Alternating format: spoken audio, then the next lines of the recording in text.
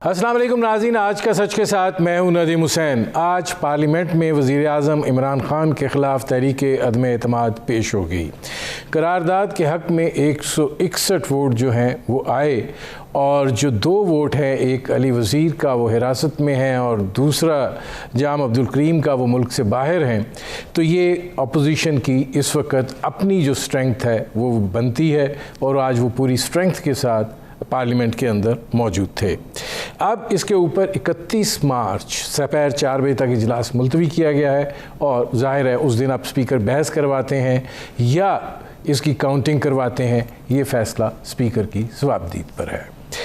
लेकिन इस असना में पाकिस्तान की सियासी सूरत हाल में एक भौंचाल आया हुआ है, मुलाकातें हो रही हैं, उन मुलाकातों के नतीजे में नई सूरत हाल जो है वो जन्म ले रही है।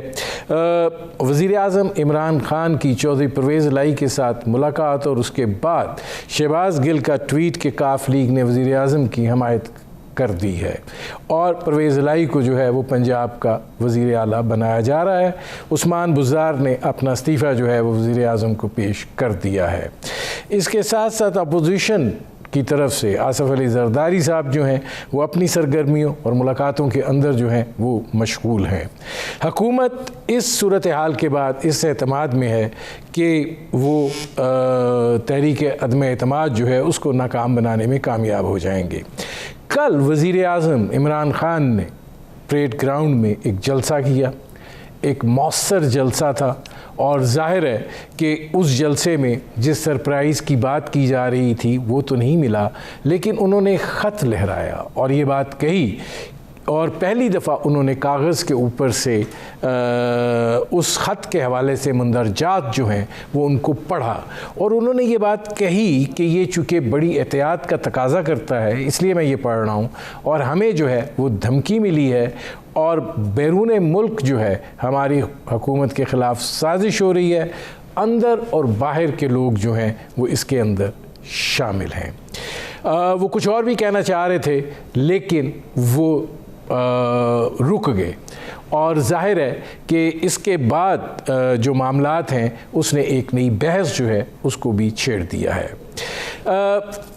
आर्टिकल 63A के हवाले से भी सुप्रीम कोर्ट में तशरीह के हवाले से बिल मौजूद है और ज़ाहिर है अब जो नई डेवलपमेंट पैदा हुई है, पंजाब में भी तहरीक अदम एतमाद उस्मान बुज़दार के ख़िलाफ़ जमा कराई गई, अब उनका रिज़ाइन आ गया है, उसकी क्या आइनी और कानूनी शक्ल होगी, ये वो सारी सूरत हाल है जिस पर करेंगे बात। आपका अपने मेहमानों से तारुफ़ करवाते हैं। हमारे साथ मौजूद हैं निसार खोड़ो साहब, पाकिस्तान पीपल्स पार्टी के सीनियर रहनुमा हैं, नौ मुंतखब सैनेटर हैं। हमारे साथ मौजूद हैं जनरल एजाज़ अवान साहब, मुमताज़ तज़िया निकार हैं और हमारे साथ मौजूद हैं इरफान कादिर साहब, साबिक़ अटॉर्नी जनरल रहे। लेकिन उससे पहले मेरे साथ मौजूद हैं पाकिस्तान की सफारतकारी का एक बड़ा नाम है शमशाद अहमद ख़ान साहब, सेक्रेटरी खारजा रहे, वसी तजर्बा जो है इन अमूर का रखते हैं।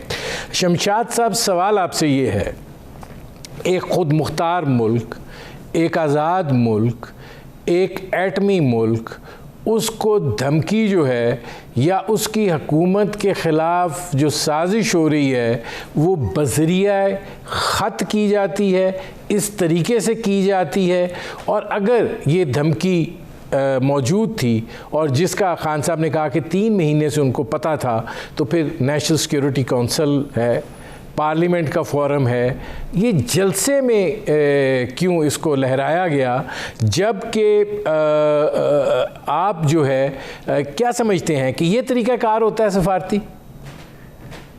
मेरे ख्याल में जो आपके जहन में सवालात हैं उनका जवाब तो आप इमरान खान से पूछिए। मैं तो ज़ाहिर है इस वक्त ना हुकूमत के साथ मुंसलिक हूँ, मैं एक आम शहरी की हैसियत से सिर्फ अपने ख्यालात का इजहार कर सकता हूँ। आपने जिस मसले पर बात की है, देखिए ये जो सिस्टम है ना बैनुल अक़वामी हुकूमतों के दरमियान आपस के ताल्लुकात का, उसमें 2 रास्ते होते हैं, एक अमन का रास्ता होता है, एक जंग का रास्ता होता है। तो वो मुल्क जो अपने दुश्मन पर जंग करने का फैसला कर चुके होते हैं तो वो फिर जंग पर बुलाते हैं, जिसमें जिस तरह के से आपने देखा रशिया ने अपने मफादात के तहफ़्फ़ुज़ के लिए एक जंग यलगार कर दी। लेकिन जो अमन का रास्ता होता है वो सबसे ज्यादा रास्ता फॉलो किया जाता है। उसके साथ साथ दुनिया में 2-3 बड़ी ताकतें और उनके जो ग्लोबल मफादात हैं वो उनके तहफ़्फ़ुज़ की खातिर छोटे मुल्कों पर दबाव डालते रहते हैं और उन छोटे मुल्कों में किसी वक्त में पाकिस्तान का शुमार भी होता था। लेकिन 98 के बाद जब से पाकिस्तान न्यूक्लियर ताकत बना है, पाकिस्तान अब छोटा मुल्क नहीं रहा। 220 मिलियन से ज्यादा आबादी है, बहुत बड़ी मुअस्सर बड़ी जबरदस्त फौज है दुनिया में जिसको पहचाना जाता है, हमारी इंटेलिजेंस कैपेबिलिटीज की दुनिया में पजीराई होती है और फिर यही न्यूक्लियर की एक कैपेबिलिटी है। तो इन सब बातों के बाद फिर अभी जो हालिया 2-3 सालों से तो जिस चीज से वो बड़ी खासतौर पर मगरबी ताकतें जो गायब हुई हैं वो नई क़यादत है। और इससे पहले की जो क़यादत थी, देखिए 9/11 के बाद जो एक नई सदी जब शुरू हुई थी तो ये रिजीम चेंज का डॉक्ट्रिन उस वक्त इम्प्लीमेंट होना शुरू हुआ था, हुकूमतों को तब्दील करने का। अमेरिका जिस मुल्क को नहीं चाहता था कि ये हमारी मर्जी के मुताबिक नहीं काम कर रहा तो वो उसकी हुकूमत को बदल देता था और इसी सिलसिले में उन्होंने सद्दाम को हटाया, अफगानिस्तान पर हमला किया, फिर लीबिया हटाया, फिर हुस्नी मुबारक पर यलगार की। मतलब है कि ये रजीम चेंज एक मुसल्लमा उनकी पॉलिसी है, लेकिन मैं नहीं समझता कि पाकिस्तान उस कैटेगरी में है। उसकी वजह यह है कि अमेरिका को सबसे ज्यादा अमेरिका को इस बात का इदराक है कि पाकिस्तान की नई क़यादत ना लातों से मानेगी ना ही बातों से मानेगी और इस पर कोई दबाव या ठोस नहीं चलेगी। तो इस किस्म का कोई खत का आना मैं नहीं समझता कि किसी ने खत लिखा है। ये तो अब इमरान खान ही बताएंगे कि किसने खत लिखा है, लेकिन जो मैं समझता हूँ इस किस्म के वाकयात में धमकियां होती रहती हैं। कोई सफारतकारी में ये नहीं है कभी धमकी नहीं दी जाती है। मैंने बहुत धमकियां देखी हुई हैं। जब न्यूक्लियर धमाके इंडिया ने किए थे तो हमें तो बाकायदा ये कह दिया गया था अमेरिका की जानिब से कि देखो इंडिया गंदा बच्चा है, अगर तुम लोगों ने भी यही काम किया तो हमसे बुरा कोई नहीं होगा, यानी हमें इकोनॉमिक पनिशमेंट मिलेगी, हमें और दबाव डाला जाएगा। और उस वक्त के हमारे हुक्मरान बदकिस्मती से जरा कमजोर थे। काबीना में 95% उस अपने वजीर आजम को कहते थे कि ना करना, जवाब ना देना, मर जाएंगे। तो उस वक्त की क़यादत को और आज की क़यादत में फर्क है। मतलब आप ये समझते हैं कि ये खत इस तरीके से नहीं आया इमरान खान ही? बात नहीं है, मेरी बात सुनिए। ये जो सारी साजिश का है ये कोई छुपी ढकी छुपी चीज नहीं है। पिछले 3 महीनों में सोशल मीडिया पर ये सब कुछ घूम रहा है। ये है वहां की एक फाउंडेशन होती है, जमहूरी बनाए हुए हैं उन्होंने अपने इंस्ट्रूमेंट्स, बैंड वैगन बनाए होते हैं। जिस तरह नेटो को उन्होंने मिलिट्री बैंड वैगन बनाया हुआ है कोलिशन कायम करके दुनिया में हुकूमतों को बदलना, इसी तरह और फाउंडेशन हैं जो पैसा देती हैं मुल्कों में, उन मुल्कों में जहां की मुल्कों को पॉलिसियों को इम्पैक्ट करना होता है। तो ये वो यहाँ की हमारे मुल्क के अंदर एनजीओ को फाइनेंस करके उनको इस्तेमाल करते हैं और मीडिया को, बिलखसूस मीडिया पर तवज्जो फोकस होता है और मीडिया बिक जाता है। बस भी यही है, मीडिया बिक जाता है। यही बात है। आज ये जो सारा काम ही उन एनजीओ का है जो साजिश की बात की जा रही है, वो ये एनजीओ के जरिए हो रहा है और इसमें कोई मुज़ाकरा नहीं, क्योंकि ये हुकूमतों का काम है। ठीक है, बहुत शुक्रिया जी, बहुत शुक्रिया शमशाद अहमद खान साहब हमसे बात करने का। अच्छा, अब निसार खोड़ो साहब ये फरमाइएगा, आप ज़रा आ जाएँ इस तरफ। ये जो इस्लामाबाद के अंदर एक खड़मास मचा हुआ है, ज़ाहिर है आसिफ अली जरदारी साहब स्पीयर हेड कर रहे हैं सारी तहरीके अदम एतमाद के हवाले से सूरत हाल को। अब काफ लीग जो है उसको हुकूमत जो है सपोर्ट करेगी पंजाब में वजारत आला के लिए और उस्मान बज़दार साहब ने इस्तीफ़ा दे दिया है। आपको क्या लगता है कि अपोजिशन जो है वो अब आ गई है दबाव में अपने नंबर पूरे करने के हवाले से? देखें, बात सुने, ये पॉलिटिकल पार्टियों का जमहूरी हक है कि वो अदम एतमाद का इजहार कर सकते हैं। उन्होंने प्रॉपर तरीके से डेमोक्रेटिकली पेश किया है। कौमी असम्बली का इजलास हुआ है, थर्सडे का दिन मुकर्रर हुआ है, चाहे वोटिंग के लिए हो या बहस के लिए हो, लेकिन हुआ है और ये सिलसिला प्रोसीजर में आ गया है। साथ ही साथ हमने पहले भी कहा था कि बोज़दार साहब के ख़िलाफ़ अदम एतमाद होना चाहिए। हमने बातें की हैं क्यू लीग से, की खुली बात है, कोई ढकी छुपी बात नहीं है। हमने उनका भी एतमाद लेना है। अब एतमाद लेने के लिए हमारे पास और क्या तरीका है सवाए इसके कि हम चीफ मिनिस्टर के खिलाफ नो कॉन्फिडेंस मोशन पेश करें, जिसमें अपनी अपनी पार्टियां जो भी हैं अदम एतमाद की हामी पार्टियां वो यकसा होकर बैठें और उसको प्रोसीजर को भी नहीं। निसार खोड़ो साहब, आप चूंकि पॉलिटिकल वर्कर हैं, ये बताएं, ये जो हवा चली है, अब आपको लग रहा है कि तहरीक अदम एतमाद वाले मामले में हुकूमत की पोजीशन जो है वो बेहतर हो गई है? काफ लीग के इस तरह जाने से बाकी इत्तेहादियों के लिए भी ये एक मैसेज है? किसकी पोजीशन बेहतर हुई है? हुकूमत की। हुकूमत के तो अपने लोग उसको छोड़े बैठे हैं।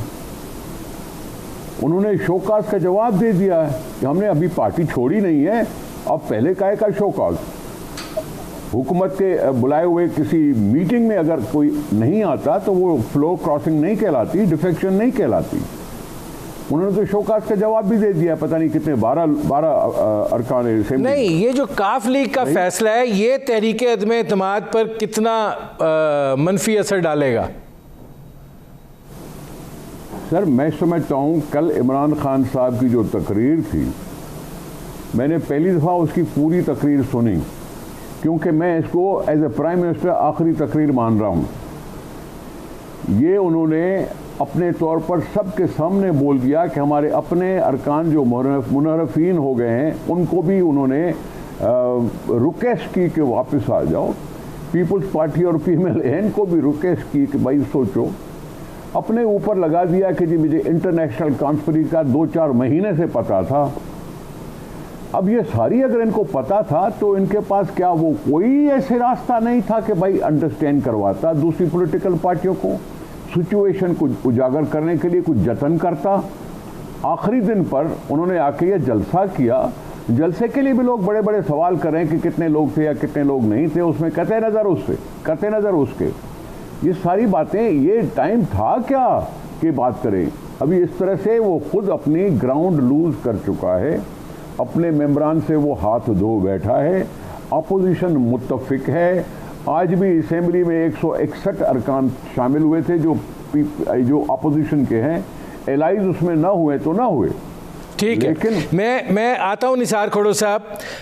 जनरल साहब ये फरमाइएगा कि आपने शमशाद साहब की बात सुनी है।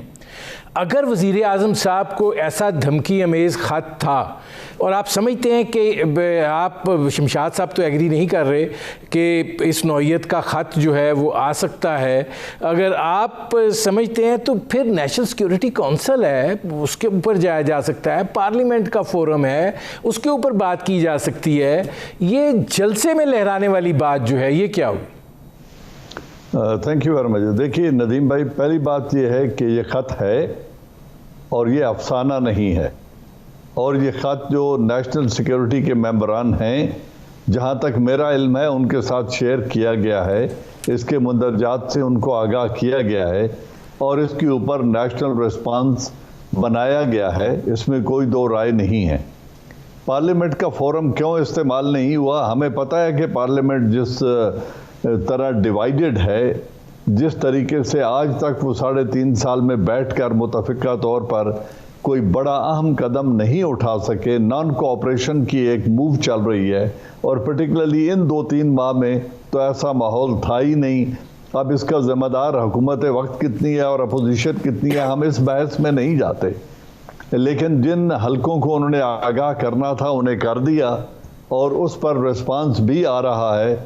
और आप देखेंगे कि इंशाअल्लाह पाकिस्तान को दी जाने वाली हर धमकी का जवाब दिया जाएगा और ये वो दूसरा लीडर है।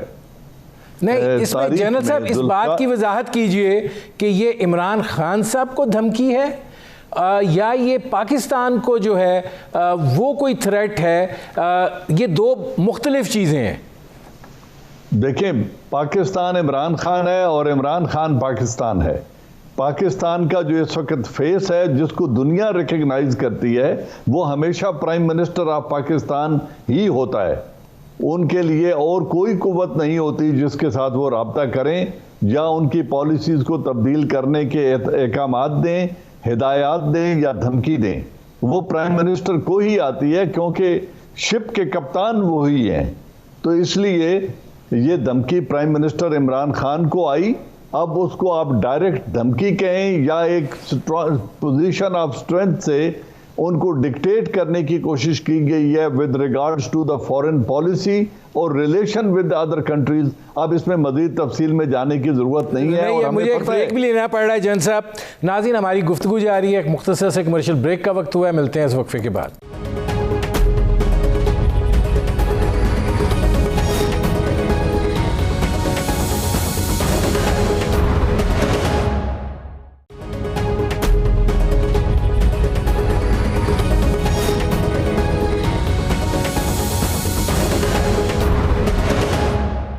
Welcome back. इरफान कादर साहब, पहले तो मैं ज़रा, ये बड़ी एक इंटरेस्टिंग सिचुएशन हो गई है, आप शायद इसकी बेहतर वजाहत फरमा सकें। उस्मान बुज़दार साहब ने इस्तीफ़ा दे दिया है। पंजाब में तहरीक अदम एतमाद जो है वो आज सुबह जमा कराई गई है। तो अब ये इसकी क्या सूरत हाल होगी आईनी? की तारीख जमा कराई है और उन्होंने इस्तीफा दे दिया है, तो वो इस्तीफा तो दे सकते हैं। अगर प्राइम मिनिस्टर ने उनका मान लिया है तो then obviously then he would not be the chief minister, simple as that. और अब नया लीडर ऑफ द हाउस मुंतखब होना है, तो नया लीडर ऑफ द हाउस मुंतखब होना है। जी हाँ, बिल्कुल। तो तहरीक अदम एतमाद खत्म हो गई उस्मान बुज़दार के इस्तीफा देते। जी हाँ, जी हाँ, बिल्कुल बिल्कुल। अच्छा, तो अब जो है ये वो प्रोसेस शुरू होगा जो इसके बाद का है। जी बिल्कुल, अब वो प्रोसेस शुरू होगा जो इसके बाद का है। सही फरमा रहे हैं आप। तो उसका तरीकाकार क्या होगा? उसका तरीकाकार अब ये होगा कि ये गालिबन 112 में ये लिखा हुआ है कि वो फिर नया जो चीफ मिनिस्टर है उसको चुना जाएगा नो कॉन्फिडेंस के बाद, और वो उस मेंबर को चुनेंगे जो कि कमांड करता है confidence of the majority of members of the provincial assembly. तो अब उन्होंने, चूंकि वो परवेज इलाही साहब को अगर नॉमिनेट करते हैं और वो भी इस नॉमिनेशन पे एग्री कर जाते हैं, तो फिर ऑब्वियसली उस पे फिर वो वोटिंग होगी, और अगर वो मेजॉरिटी वोट ले जाते हैं तो वो वजीर आला बनेंगे, और अगर नहीं लेके जाते तो फिर नहीं बनेंगे। ठीक है। अब इसमें निसार खोड़ो साहब ये फरमाइएगा कि दिलचस्प सूरत हाल है। बाप पार्टी जो है वो अब जरदारी साहब के साथ खड़ी हो रही है, तो आपको लगता है कि नंबर्स पूरे हैं, या ये कि जो परवेज़ इलाही साहब का फ़ैसला है हुकूमत के साथ जाने का, वो उस मायूसी का रद्द अमल है कि नून लीग ने उनको वज़ीर आला के तौर पर उनका जो तकाज़ा था वो तस्लीम नहीं किया और वो हुकूमत के पास चले गए। हुकूमत जो है वो इस वक्त मुश्किल में है, क्या ना करती कि मस्ताक उन्होंने उनको नॉमिनेट कर दिया। इससे पहले जनरल साहब की बात का थोड़ा सा कहना चाहता हूँ। उन्होंने कहा कि पाकिस्तान इमरान खान है और इमरान खान पाकिस्तान है। मुझे इस पर थोड़ा सा बहुत बड़ा सवाल है। इमरान खान अपनी जगह पे एक पार्टी का सरबराह और लीडर ऑफ द हाउस इसलिए बना कि उसको मेजॉरिटी उस वक़्त मिली। हम असेंबली को टच नहीं कर रहे हैं। अदम एतमाद का मतलब है प्राइम मिनिस्टर ना हो, असेंबली वैसे कायम रहनी चाहिए। अदम एतमाद का मतलब पार्लियामेंट को ख़त्म करने की बात नहीं है, और दुनिया पाकिस्तान की पार्लियामेंट को सलाम पेश करती है। जो ऐवान है अवाम की राय का, ये जमहूरी इदारा है, जमहूरी इदारे के ख़िलाफ़ नहीं है, हमारा पर्सन के ख़िलाफ़ है, हमारा प्राइम मिनिस्टर के ख़िलाफ़ है। तो अगर प्राइम मिनिस्टर कौम का एतमाद खो चुका है तो दुनिया उसको क्यों मानेगी? मैं इसकी वजाहत ज़रूर इस तरह से करना चाहूँगा। अब आप सवाल कर रहे हैं कि जी क्यू लीग और दूसरी का, अगर पीटीआई ने क्यू लीग को आसरा मैं जन साहब आता हूँ आपके पास। जन साहब मैं आ रहा हूँ ये सवाल के जवाब के बाद आपके पास बात पूरी कर लूँ, फिर उसके बाद आप मेहरबानी फरमाइएगा। मैंने आपको काटा नहीं था। रही बात क्यू लीग की, तो क्यू लीग अक्सर बोलती रही हुकूमती वफद से, हुकूमती अरकान से कि जी बोझदार को चेंज करो। जहांगीर तरीन साहब ने कहा कि जी बोझदार को चेंज करो। अलीम खान साहब ने कहा बोझदार को चेंज करो। इमरान खान साहब ने कल रात को भी ये अनाउंस नहीं किया। अब नो कॉन्फिडेंस मोशन आ गया। हम उसका इंतज़ार कर रहे थे कि हो सकता है ये सरप्राइज़ दे दें और बोझदार के इस्तीफ़ा का ऐलान करें, लेकिन उन्होंने नहीं किया। अगर नहीं किया तो हमने पहली फुर्सत में नो कॉन्फिडेंस मोशन पेश कर दिया, जो पहले ही हम सोचे जा रहे थे, पहले ही हम कह रहे थे कि उनके खिलाफ होना चाहिए था। अब क्यू लीग हो, जहांगीर तरीन साहब हो, अलीम खान साहब हो, PMLN हो, पीपल्स पार्टी हो, जितने भी दोस्त हैं जो इस अदम एतमाद के हिमायती हैं, उनको सर जोड़ के बैठना पड़ेगा। उनमें से किसी न किसी की नॉमिनेशन होगी और नॉमिनेशन करने के बाद वोटिंग होगी। 14 दिन के बाद, 14 दिन के अंदर अंदर इजलास बुलाना पड़ेगा।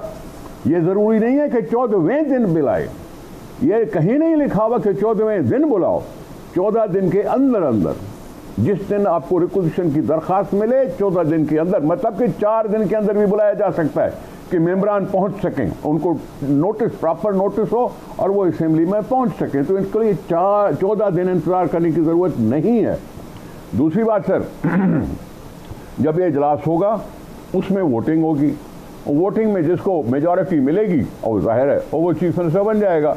सूबाई हुकूमत चेंज हो जाएगी, चेंज हो जाने के बाद सूबाई असेंबली रहेगी, कौमी असेंबली रहेगी। कोई और असेंबली के खिलाफ भी अगर पेश किया गया तो वो असेंबलियां रहेगा। ठीक है निसार खोड़ा साहब, मैं आता हूँ इसमें। जनरल साहब, ये पहले तो आप रिस्पॉन्ड कर लें, आप बात करना चाह रहे थे निसार खोड़ा साहब की बात पर।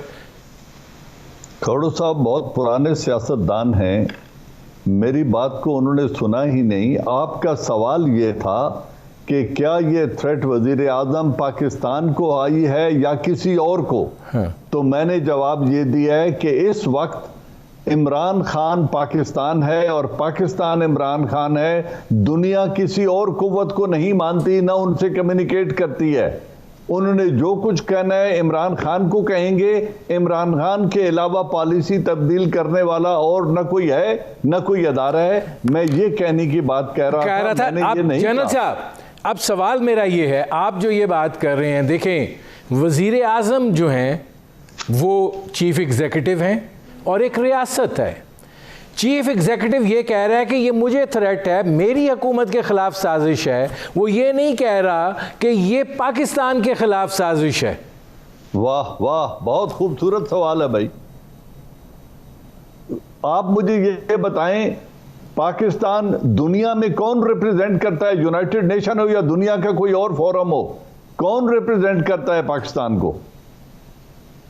क्या जब प्रेसिडेंट मुशर्रफ को थ्रेट आई थी कि we will drive you back to the stone ages, तो मुशर्रफ की जाती जागीर थी पाकिस्तान? बिकॉज वो प्रेसिडेंट ऑफ पाकिस्तान था और प्रेसिडेंट पाकिस्तान को एक थ्रेट आई क्योंकि इन मामलात को वही डील कर रहे थे और दुनिया उन्हीं को पाकिस्तान मानती थी और पाकिस्तान को मुशर्रफ ही मानती थी। जब वो चले गए तो अब उनसे कोई बात भी नहीं करेगा। मैं ये कह रहा हूं कि जो चीफ एग्जीक्यूटिव होता है मुल्क का, दुनिया उसी से कम्युनिकेट करती है, पीरियड। इसके अलावा और कोई कुव्वत नहीं होती। जनरल साहब, आपने जो जुमला कहा है, मैं उसी जुमले को सवाल बना रहा हूं कि हम आपको पत्थरों की ज़माने में ले जाएंगे। वो रियासत को धमकी थी और वो रियासत, भाई आप चलें, रियासत पाकिस्तान को धमकी। यहाँ पे मैं जो एक मामूली सा फ़र्क आपसे जानने की कोशिश कर रहा हूँ, यहाँ पे चूँकि इमरान खान साहब ने अवामी जलसे में ख़त लहराया है और ये बात कही है कि उनकी हुकूमत के ख़िलाफ़ साजिश हो रही है, तो मैं ये आपसे ये जानने की कोशिश कर रहा हूँ कि ये इस फ़र्क के साथ क्या चीज़ जो है वो आगे बढ़ रही है? मैं नदीम, मैं यही बात कह रहा हूं कि दुनिया ने जो भी दबाव डालना है वो प्राइम मिनिस्टर ऑफ पाकिस्तान पर ही डालेंगे जब तक कि वो ईवान के को लीड कर रहे हैं। वजीर आज़म वो हैं तो दबाव उन्हीं पर आएगा। उनकी ज़ाती जागीर के मुताबिक किसी दूसरे मुल्क को कोई दिलचस्पी नहीं है कि बनी गाला बड़ा है या छोटा है। वो पाकिस्तान की सरबराह हैं और उन पर जो भी दबाव आएगा, पाकिस्तान की पॉलिसीज़ को तब्दील करने की वाहिद पोजीशन में वो और उनकी कैबिनेट है, कोई और इस पर हक नहीं रखता। यस, पार्लिमान का वजूद है, वो अभी इन थ्रेट्स को लेके वो पार्लिमान के पास जाते हैं या नेशनल सिक्योरिटी काउंसिल से बात करते हैं या सुप्रीम कोर्ट के, अगर इनकी ये दोनों बात नहीं सुनते तो वो अदालत के पास जाते हैं। ये स्ट्रेटजीज है। ठीक ये है। आगे मैं ये जो आपने अदालत की बात की है, मतलब इरफान कादर साहब हमारे साथ मौजूद हैं, आप 2-3 सवाल उनसे इस हवाले से करने हैं, लेकिन उससे पहले मुझे एक ब्रेक लेना पड़ रहा है। नाज़रीन, हमारी गुफ्तगू जारी है, वक्त हुआ है एक मुख्तसर से कमर्शियल ब्रेक का। मिलते हैं इस वक्फे के बाद।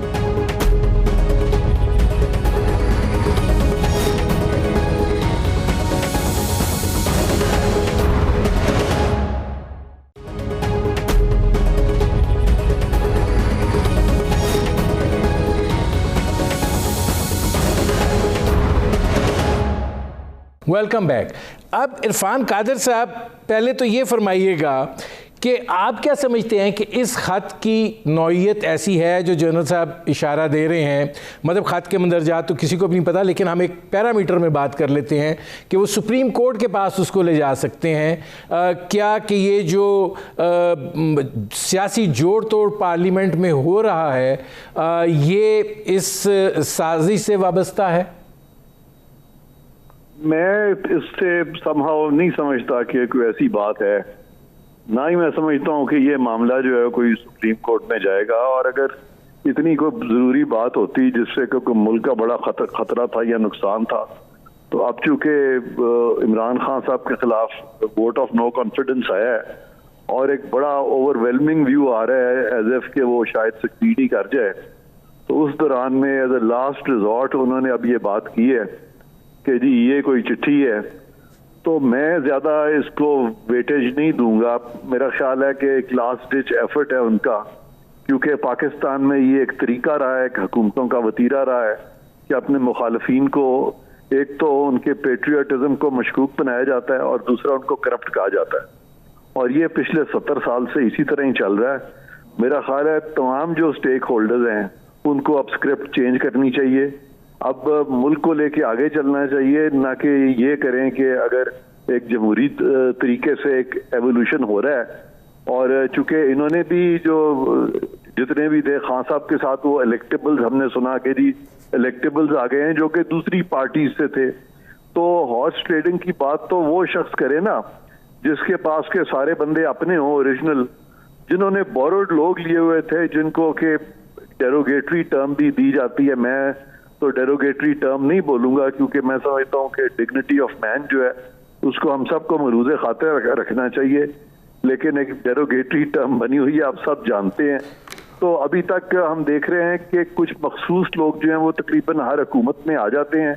वो जनरल मुशर्रफ के भी साथ थे, वो दूसरे लोगों के भी साथ थे, मुख्तलिफ सियासतदानों के भी साथ थे, तो लिहाजा अभी यहाँ वो कल्चर डेवलप नहीं हुआ कि कोई भी किसी एक पार्टी के साथ स्टिक करे। कुछ वक्त गुजरता है, एक पार्टी को कहा जाता है कि वो ज्यादा अच्छी है, दूसरी को करप्ट कह के निकाल दिया जाता है। अच्छा, इसमें आप थोड़ा सा पुरानी स्क्रिप्ट है, ये स्क्रिप्ट है मेरे नजर। इरफान कादर साहब ये फरमाइएगा कि ये जो आर्टिकल के 63A की तशरीह का मामला है, अब जाहिर है कि सुप्रीम कोर्ट कह चुकी है कि उसकी कार्रवाई पार्लियामेंट की कार्रवाई पर असरअंदाज नहीं होगी। पार्लियामेंट में तहरीक अदम एतमाद जो है वो आ चुकी है। ये कहा जा रहा है कि रूल्स ऑफ बिजनेस के तहत, मैं ये बात करूँगा निसार खोड़ो साहब से भी क्योंकि वो भी बड़े तजर्बाकार हैं इस हवाले से, रूल्स ऑफ बिजनेस के तहत स्पीकर को बड़े इख्तियारात हासिल होते हैं, तो क्या वो ऐसे अरकान को जो मुनहरफ हो चुके हैं मुज़ाहमत कर सकता है उनके वोट डालने पर? बड़ा अच्छा सवाल है आपका। रूल्स ऑफ बिजनेस के तहत स्पीकर को तमाम वो इख्तियारात हासिल होते हैं जो कि आइन से मुतसादम न हो, लेकिन जो चीज़ें आइन में साफ तौर पे दे दी गई हैं वो रूल्स ऑफ बिजनेस के नीचे स्पीकर उस पैटर्न को चेंज नहीं कर सकता। मसलन यहाँ पे 63A में ये जो मामला सुप्रीम कोर्ट गया हुआ है, मैं समझता हूँ कि एक legally irrelevant reference supreme court के पास है।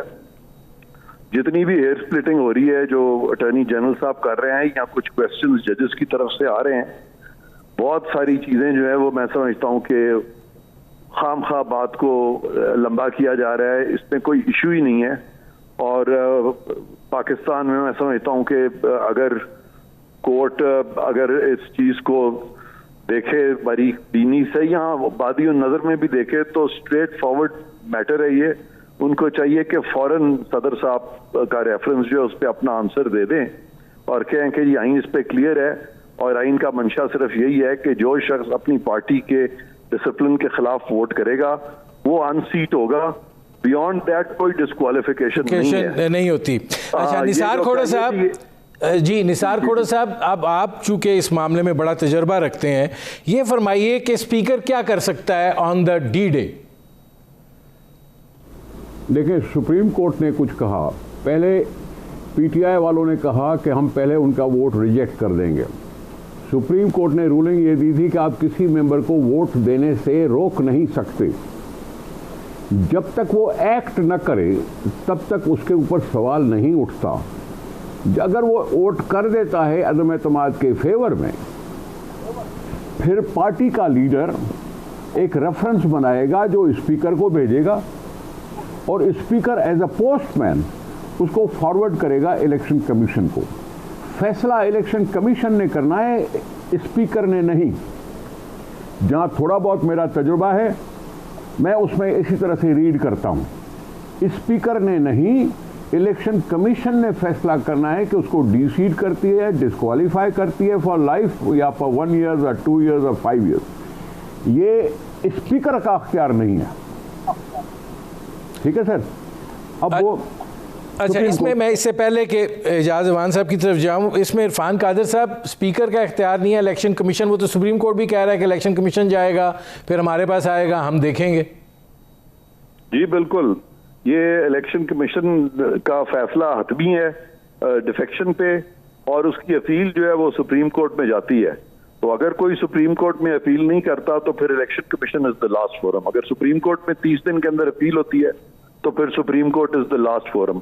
उससे पहले जैसे खोड़ो साहब फरमा रहे हैं कि जब तक वो एक्ट नहीं होता तब तक डिफेक्शन का इशू राइज ही नहीं होता, और स्पीकर की कोई ऐसा इख्तियार नहीं है कि वो किसी को वोटिंग से रोक सके। और इस हद तक चीफ जस्टिस ऑफ पाकिस्तान जो है वो बिल्कुल दुरुस्त उन्होंने फरमाया कि वोटिंग से किसी को नहीं रोक सकते। कोई इस तरह की बात आप मत करें, आप नहीं कर सकते। उन्होंने इस तरह अच्छा, की बात। अब एजाज अवान साहब, सवाल ये है कि खान साहब, मैं मतलब खान साहब के साथ अगर आप हैं, ये जो एक बोगी क्रिएट होगी हुई है कि खान साहब ने अपने आप को एक सेल्फ राइटियस पर्सन समझ लिया कि सिर्फ वो ठीक हैं, बाकी हर चीज़ जो है वो ख़राब है, और फिर वो उस ख़राब चीज़ को गले भी लगाएंगे। अब परवेज़ इलाही साहब, मुफाद का ही सौदा है ना सर, अगर अपोजिशन करे तो गलत है, वो वजारत आला दे दें तो दुरुस्त है।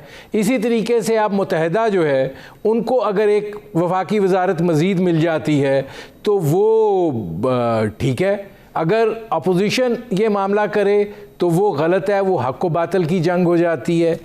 मतलब ये आप ये नहीं समझते हैं कि चीज़ों को जो है वो बड़े पैमाने में आप देखने की ज़रूरत है और सारी सूरत हाल को सिर्फ एक आईने से नहीं देखा जा सकता?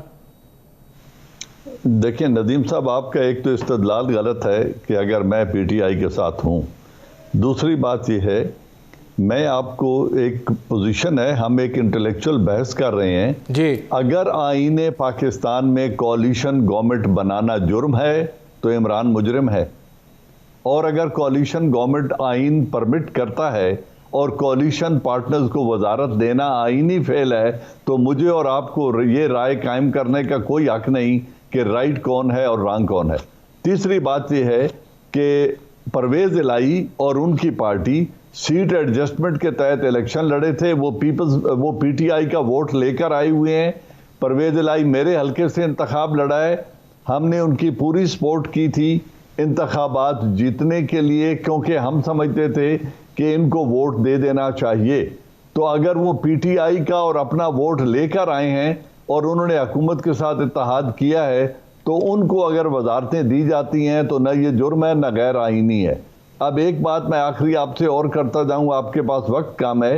ये जो सवाल आपने पहले उठाया उसमें बात यह है, जो भी मुल्क में कानून बनाया जाता है उसकी एक मॉरल अथॉरिटी होती है, एक इखलाकी बोझ होता है उस कानून का।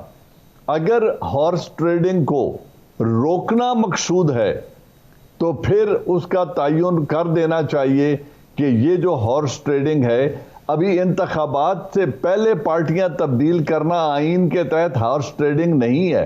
सब सियासतदान हमारे मुल्क में करते हैं और हर पार्टी में ऐसे लोग मौजूद हैं जो कभी किसी दूसरी पार्टी का में रहे हिस्सा हैं। रहे जैसा मेरे पास एक आखिरी मिनट रह गया है, वो मैं निसार खोड़ो साहब से ये पूछना चाह रहा हूँ, बाप पार्टी भी आ गई है आपके साथ, कितने आप लोग पूरे एतमाद हैं कि डी डे पे नंबर पूरा हो जाएगा और उस वक्त तक, मतलब 3 दिन पड़े हैं अभी, उसमें कोई नई डेवलपमेंट्स नहीं हो जाएंगी?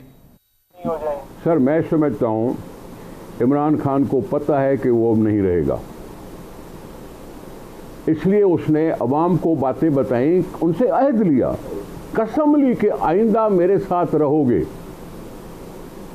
अहद उठाने की बात जहां तक मैं समझाऊं कि वो कल की बात कर रहा था कि मैं इस तरह की बातें करता चलूंगा, आप मेरा साथ दोगे या नहीं दोगे, बार बार उनसे साथ दिलाने के वायदे करवाए गए।